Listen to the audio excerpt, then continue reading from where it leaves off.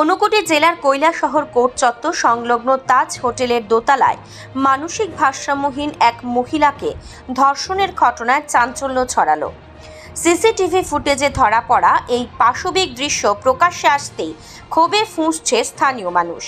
আদালতের কাজে আসা হাসিব আলী জানান, টিফিন দোকানদার গুলজার হোসেন তাকে ফুটেজ দেখান।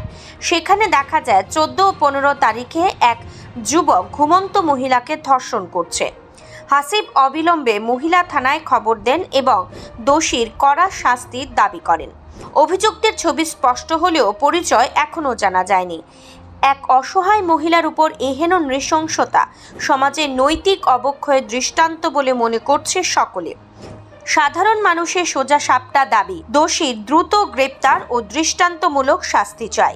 आज एक कंप्लेंट आया है, जैसे there has been an allegation of rape in front of the court and लोगों का ये भी कहना है कि वो थोड़ा एक अनस्टेबल वुमेन है जो यूजुअली वहाँ पे ही घूमते हैं एंड इसके साथ ऐसे हुआ है। तो ये एलिगेशन ऐसे आया है कि वीडियो वहाँ पे जो सीसीटीवी कैमरा है शॉपकीपर का, उसमें एक ऐसे रिकॉर्ड हुआ है कि 2-3 दिन ऐसे हुआ है। तो उसके हिसाब से एक शॉपकीपर वहाँ से जो उस सीसीटीवी देखा था उसने एक कंप्लेंट किया है। तो उस कंप्लेंट के हिसाब से हम एक केस रजिस्टर करने के लिए हम सोच रहे हैं।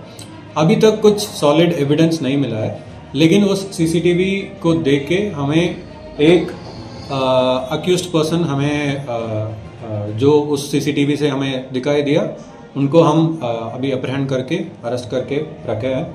तो further investigation will be done and according to the emergence of evidence an FIR has been filed because of the complainant has given a complaint, and according to the evidence we'll proceed the investigation and this case will be taken seriously.